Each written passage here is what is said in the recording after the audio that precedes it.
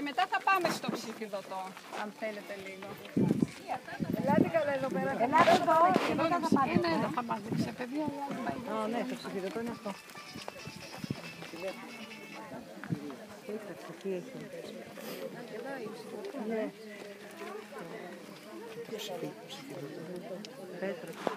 Ελάτε λίγο. Και μετά πάμε να βρούμε τη σκιά, σας υπόσχομαι. Ελάτε λίγο παρακαλώ. Έλα, Καλίνα. Γιατί είναι κρίμα να φύγετε, δίχως να έχετε μια ιδέα τι είναι αυτό. Ναι. Μ' ακούτε πίσω παρακαλώ. Ναι, αρχίστε και θα Ελάτε εισηγάσουμε. κοντά. Δεν βλέπετε το αμφιθέατρό μας.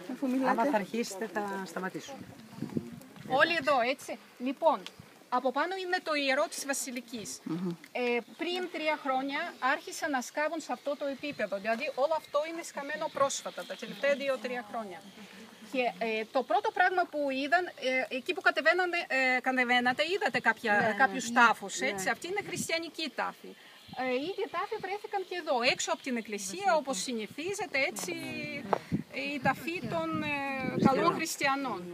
Λοιπόν, βγαίνοντας σε αυτό το επίπεδο, ανακαλύπτουν, βλέπετε, έναν δωρικό μονόπτερο ναό, ήταν κυκλικός ναός, ο οποίος σύμφωνα με αυτό που είδαν, πιστεύετε ότι ανήκει στην Αφροδίτη, αλλά δεν βρέθηκε καμιά επιγραφή ακόμα να μας λέει ότι είναι όντως της Αφροδίτης, γι' αυτό δεν μπορεί να ταυτιστεί ακόμα ακριβώς.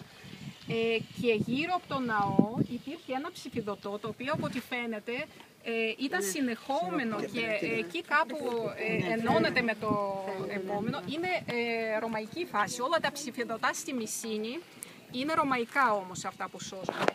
Και εδώ βλέπουμε ονόματα, γράφει Μυσίνη, παρακάτω γράφει Αττικός. Απεικονίζεται ένας άντρας ο οποίος τραβάει το άλογο και εδώ μια γυναίκα, είναι η Μυσίνη, αυτή η θρυλική Μυσίνη, η βασίλισσα Μυσίνη, η οποία έδωσε το όνομα στην πόλη.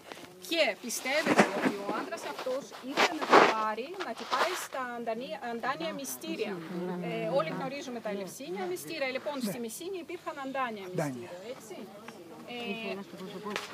Το μοσαϊκό αυτό συνεχίζεται μέχρι αυτή τη στοά που βλέπουμε μπροστά μας. Είναι η στοά της αγοράς. Θυμάστε την αγορά που σας έδειξα και έλεγα ότι είναι τεράστια, είναι 40 στρέμματα. Λοιπόν, η αγορά αρχίζει εκεί που είναι ο κύριος Θέμελης, είναι η βόρεια στοά της, που σκάβεται. Τελειώνει κάπου πριν τα Κυπαρίσια, πάει μέχρι το Ασκληπείο όπου θα φτάσουμε τώρα και καταλήγει εδώ. Είναι ένα μεγάλο τετράγωνο, το οποίο όμως είναι σε δύο. Ήταν σκεπασμένο, δυστυχώς, ναι. Κάπου 6.000 κόσμο. Ναι. Θαρσίλιο, πώς τα έλεγα. Είναι τεράστιο. Είναι τεράστιο και ήταν σε δύο επίπεδα, όπως βλέπετε, γιατί διαμορφώνεται ανάλογα με Το έδαφος. το κτίριο.